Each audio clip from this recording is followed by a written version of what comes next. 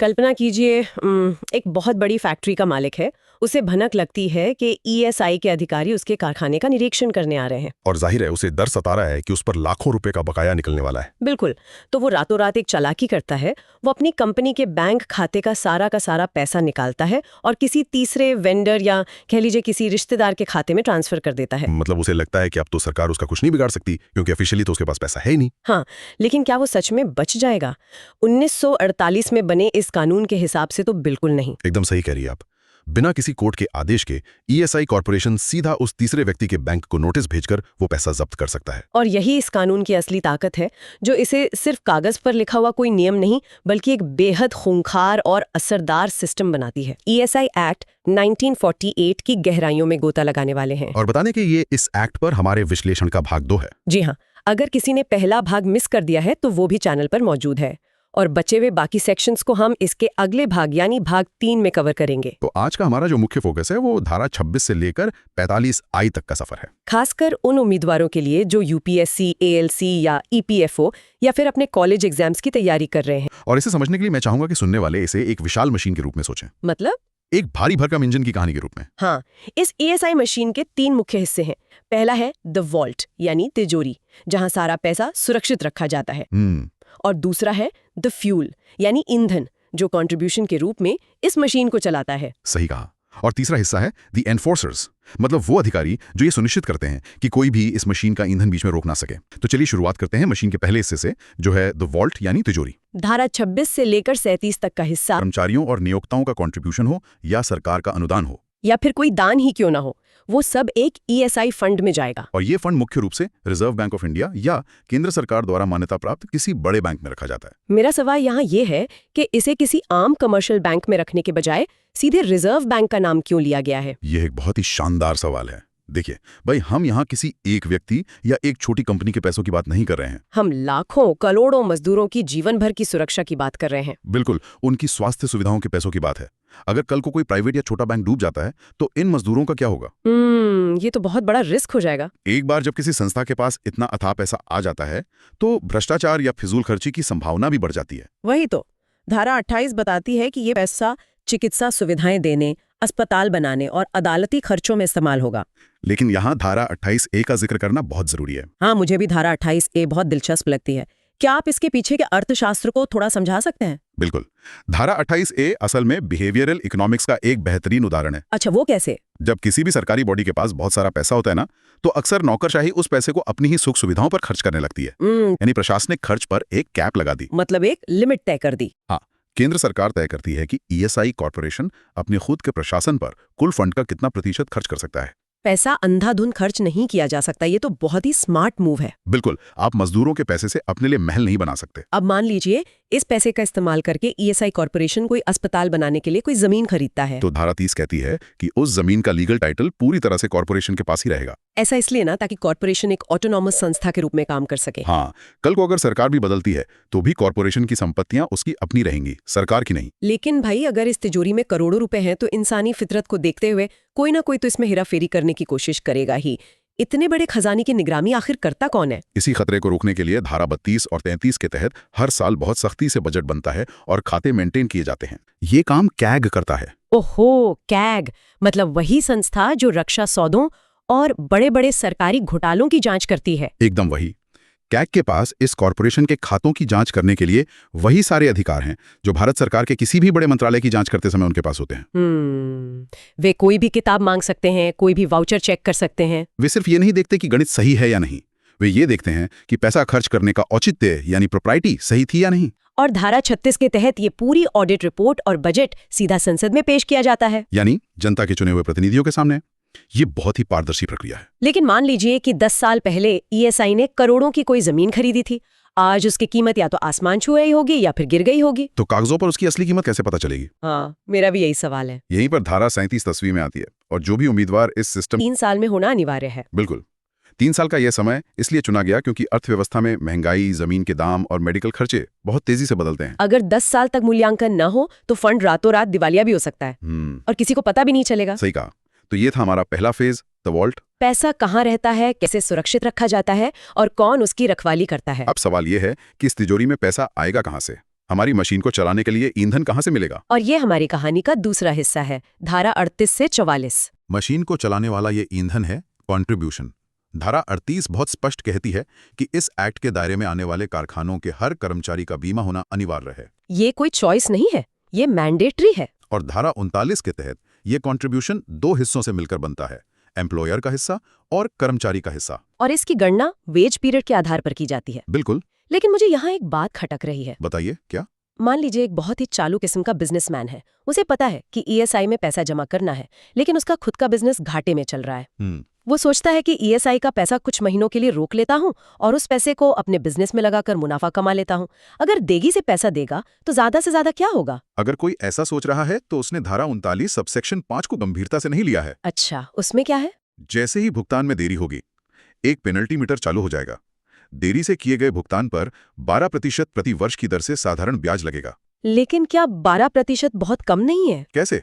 अगर वो व्यक्ति किसी बैंक से पर्सनल लोन ले या अनसिक्योर्ड बिजनेस लोन ले तो उसे 15 से 18% ब्याज देना पड़ता है।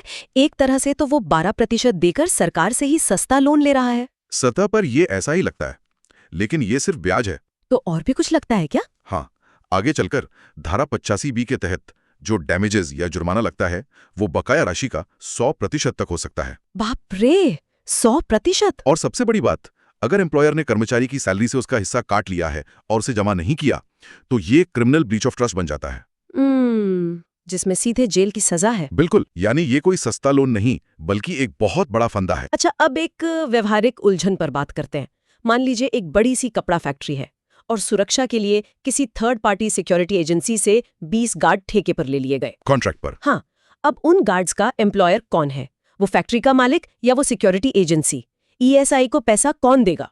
ये एक बहुत ही आम उलझन है जो उद्योगों में आती है और इसीलिए कानून में धारा 40 और 41 के तहत जिम्मेदारी की जंजीर बनाई गई है। चेन ऑफ लायबिलिटी है ना? हाँ। धारा 40 बहुत स्पष्ट कहती है कि प्रिंसिपल एम्प्लॉयर यानी मुख्य नियोक्ता की ये प्राथमिक जिम्मेदारी है कि वो कॉर्पोरेशन को पैसा दे। मतलब जिनकी वो कपड़ा फैक्ट्री है उन्हें उन 20 गार्ड्स का पैसा भी जमा करना होगा। बिल्कुल। ईएसआई कॉर्पोरेशन ठेकेदार के पीछे नहीं भागेगा, वो सीधे प्रिंसिपल एम्प्लॉयर के पास आएगा। लेकिन ये तो नाइंसाफी है ना, वो कर्मचारी फैक्ट्री के हैं ही नहीं और ठेकेदार को पूरा पेमेंट भी कर दिया गया है। ये नाइंसाफी नहीं है, ये मजदूरों की सुरक्षा सुनिश्चित करने का तरीका है। अगर ठेकेदार भाग गया तो मजदूर का बीमा खत्म नहीं होना चाहिए। ये बात तो है। लेकिन घबराइए नहीं, धारा 41 प्रिंसिपल एम्प्लॉयर को राहत भी देती है। वो कैसे? जो पैसा ईएसआई को दिया गया है उसे प्रिंसिपल एम्प्लॉयर कानूनी रूप से उस इमीडिएट एम्प्लॉयर यानी ठेकेदार के बिल से काट सकता है या उससे वसूल कर सकता है। समझ गई। लेकिन यहाँ एक और चीज है जो मुझे लगता है सुनने वाले उम्मीदवारों को एकदम गांठ बांध लेनी चाहिए। जी बताइए। ये एक एब्सोल्यूट रूल है कि एक एम्प्लॉयर अपना हिस्सा कभी भी किसी भी हालत में कर्मचारी की सैलरी से नहीं काट सकता। बिल्कुल सही। अगर एम्प्लॉयर कर्मचारी से कोई अग्रीमेंट भी साइन करवा ले कि मैं तुम्हारी सैलरी से अपना हिस्सा काटूंगा तो वो अग्रीमेंट कानून की नजर में पूरी तरह से वॉइड यानी शून्य है। 100% की बात कही आपने। और इसी से जुड़ा एक बहुत बड़ा एग्जाम ट्रैप है जिसे हम धारा 42 में देखते हैं, द एग्जेम्पशन ट्रैप। हाँ, नियम कहता है कि जिन कर्मचारियों की दिहाड़ी सरकार द्वारा तय एक सीमा से कम है उन्हें अपना हिस्सा देने की कोई जरूरत नहीं है, उन्हें पूरी छूट है। यहाँ मेरा एक सवाल है। पूछिए। अगर उस गरीब कर्मचारी को अपना हिस्सा नहीं देना है तो क्या एम्प्लॉयर को भी उस कर्मचारी के हिस्से का पैसा देने से छूट मिल जाती है? बिल्कुल नहीं, और यही वो ट्रैप है जहां कई छात्र परीक्षा में गलती करते हैं। अच्छा, कर्मचारी को छूट है लेकिन एम्प्लॉयर को अपना हिस्सा हर हाल में कॉर्पोरेशन को देना ही होगा। लेकिन इसका लॉजिक क्या है? अगर कोई कंट्रीब्यूशन नहीं दे रहा है तो उस अकाउंट को फ्रीज क्यों नहीं कर देते? एम्प्लॉयर को क्यों फंसाया जा रहा है? इसके पीछे का लॉजिक बहुत गहरा है। जरा सोचिए, अगर एम्प्लॉयर को भी छूट दे दी जाती तो क्या होता? क्या होता? कोई भी एम्प्लॉयर उन कर्मचारियों को नौकरी पर ही नहीं रखता जिनकी सैलरी ज्यादा है, वो सिर्फ उन्हीं लोगों को नौकरी पर रखता जिनकी सैलरी उस छूट वाली सीमा से कम है, ताकि उसे ईएसआई का पैसा न देना पड़े। बिल्कुल। इससे पूरे देश में मजदूरों की सैलरी हमेशा कम ही बनी रहती। ओह, ये तो एक गलत इंसेंटिव बन जाता है। हाँ, इस पर्वर्स इंसेंटिव को खत्म करने के लिए ही कानून कहता है कि कर्मचारी गरीब है तो उसे छोड़ दो, लेकिन एम्प्लॉयर को पूरा पैसा देना होगा। वाह, ये सच में कानून बनाने वालों की दूरदर्शिता है। अब इस पूरे सिस्टम का रिकॉर्ड कैसे रखा जाएगा? उसके लिए है धारा 43 और 44। एम्प्लॉयर को रजिस्टर मेंटेन करने होते हैं और रिटर्न्स फाइल करने होते हैं। ये एक पूरी कागजी कार्रवाई है जिसे हम पेपर ट्रेल कहते हैं। लेकिन कहानी में असली ट्विस्ट अब आता है। वो कैसे? मान लीजिए एक बहुत जिद्दी एम्प्लॉयर है। वो कहता है कि ना तो मैं कोई रजिस्टर मेंटेन करूंगा, ना कोई रिटर्न फाइल करूंगा और ना ही मशीन में ये ईंधन डालूंगा। सरकार मेरा क्या कर लेगी? यहीं से ट्रिगर होता है हमारी मशीन का अलार्म, जो हमें ले जाता है हमारे तीसरे और सबसे खतरनाक फेज में। The enforcers. हाँ, यहाँ एंट्री होती है सोशल सिक्योरिटी ऑफिसर्स की, जिन्हें हम SSO कहते हैं, जो धारा 45 के तहत आते हैं। आप इन्हें इस पूरे सिस्टम के इंस्पेक्टर समझ सकते हैं। इनके पास किसी भी फैक्ट्री या दफ्तर में घुसने यानी राइट ऑफ एंट्री और खातों की जांच करने की पूरी पावर होती है। रुको, ये थोड़ा डिक्टेटोरियल नहीं लगता? मतलब बिना कोर्ट के वारंट के आप सीधा किसी की निजी प्रॉपर्टी में घुस जाएंगे? क्या ये पुलिस के छापे जैसा नहीं है? नहीं, ये छापा नहीं है।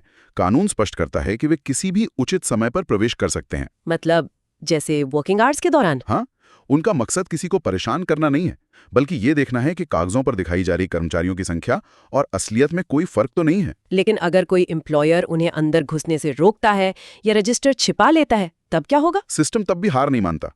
तब लागू होती है धारा 45A, यानी best judgement assessment. Best judgement मतलब अगर मैं आपको अपने कागज नहीं दिखाऊंगी तो क्या अधिकारी अपने मन से कोई भी नंबर सोच लेगा कि मुझे लगता है तुम पे 50 लाख बकाया है? मन से नहीं, बल्कि जो भी थोड़ी बहुत जानकारी कॉर्पोरेशन के पास उपलब्ध है, उसी के आधार पर वे खुद तय कर देंगे कि एम्प्लॉयर पर कितना पैसा बकाया है। अच्छा, कॉर्पोरेशन खुद असेसमेंट ऑर्डर पास कर देगा। लेकिन ये पावर असीमित नहीं है। ये आदेश कॉन्ट्रीब्यूशन दे होने की तारीख से 5 साल के भीतर ही पारित किया जा सकता है। ये बहुत महत्वपूर्ण बात है। सिर्फ 5 साल? क्यों? अगर किसी ने 10 साल पहले चोरी की है तो उसे क्यों छोड़ दिया जाए? क्योंकि व्यापार में सर्टेनिटी यानी निश्चितता होनी चाहिए। आप किसी बिजनेस को 20 साल पुरानी चीज के लिए आज परेशान नहीं कर सकते। रिकॉर्ड्स रखना भी एक समय सीमा तक ही संभव है। बिल्कुल। ठीक है, मान लेते हैं अधिकारी ने 5 साल के भीतर एक ऑर्डर पास कर दिया कि 10 लाख रुपए बकाया है। अब मुझे लगता है कि ये ऑर्डर गलत है, तो क्या इस फैसले के खिलाफ अपील की जा सकती है? हाँ, बिल्कुल। धारा 45AA के तहत 60 दिन के भीतर अपीलीय प्राधिकारी के पास जा सकते हैं। Appellate authority? हाँ, लेकिन यहाँ एक बहुत बड़ा कैच है। वो क्या? कोई भी अपीलीय प्राधिकारी बात तब तक नहीं सुनेगा जब तक कि वो विवादित 10 लाख रुपए का 25% हिस्सा कॉर्पोरेशन के पास पहले जमा ना कर दिया जाए। 25% प्री डिपॉजिट? ये तो किसी छोटे स्टार्टअप की कमर ही तोड़ देगा अगर असेसमेंट सच में गलत हुआ तो। ये सुनने में थोड़ा कठोर लगता है, लेकिन जरा सोचिए, अगर ये नियम ना हो तो हर एम्प्लॉयर पैसे देने से बचने के लिए तुरंत अपील फाइल कर देगा। हाँ, सालों साल केस चलेगा और मजदूरों को उनका पैसा कभी नहीं मिलेगा। एकदम सही। ये 25% प्री डिपॉजिट गैर जरूरी और झूठे मुकदमों को रोकने का एक बड़ा फिल्टर है। समझ गई। अब आते हैं उस हिस्से पर जो इस एक्ट को सच में डरावना बनाता है। Recovery Arsenal. हाँ, वसूली के हथियार। धारा 45B से 45F तक। अगर एम्प्लॉयर पैसा नहीं देता है तो धारा 45B कहती है कि ESI के बकाये को एरियर ऑफ लैंड रेवेन्यू के रूप में वर्गीकृत किया जाएगा। लैंड रेवेन्यू के बकाये के रूप में? इसका क्या मतलब हुआ? ये बहुत अहम कानूनी वर्गीकरण है। इतिहास में राजा या सरकारें जमीन का लगान वसूलने के लिए सबसे सख्त नियम अपनाती थीं। आज भी लैंड रेवेन्यू वसूलने के लिए सरकार किसी भी हद तक जा सकती है। जब ESI के बकाये को ये दर्जा मिल जाता है तो रिकवरी ऑफिसर के पास धारा 45C के तहत 3 बड़े ब्रह्मास्त्र आ जाते हैं। कौन से 3? पहला, संपत्ति कुर्क करना। दूसरा, फैक्ट्री चलाने के लिए एक रिसीवर बैठाना। और तीसरा, सबसे बड़ा, एम्प्लॉयर को गिरफ्तार करके जेल भेज देना। जेल? एक सिविल पेमेंट में देरी के लिए सीधे जेल? हाँ, क्योंकि ये सिर्फ एक बिजनेस का पैसा नहीं है, ये मजदूरों की गाड़ी कमाई और उनकी सुरक्षा का सवाल है। और अगर हम उसी कहानी वाले उदाहरण पर वापस जाएं जो हमने शो की शुरुआत में डिस्कस किया था, जहां एम्प्लॉयर ने अपना सारा पैसा निकालकर किसी तीसरे व्यक्ति या बैंक के पास रखवा लिया था, हाँ, वहां काम आती है धारा 45G यानी गार्निशी नेट। बिल्कुल। तो अगर वो इंसान कहता है कि मैंने पैसे अपने साले के अकाउंट में डाल दिए हैं, तो ESI ऑफिसर क्या करेगा? डायरेक्टर जनरल सीधे उस साले के बैंक को एक गार्निशी ऑर्डर भेजेगा। उसमें क्या लिखा होगा? आदेश होगा कि इस अकाउंट में जो पैसा है वो एम्प्लॉयर का है, तुम वो पैसा उसे वापस करने के बजाय सीधे ESI कॉर्पोरेशन को दे दो। और अगर वो बैंक मना करता है तो कानून उस बैंक को ही डिफॉल्टर मान लेगा और फिर बैंक की संपत्ति कुर्क होनी शुरू हो जाएगी। इसलिए कोई भी बैंक इस आदेश को टालने की हिम्मत नहीं करता। मतलब बचने का कोई रास्ता नहीं, चारों तरफ से एकदम घेराबंदी।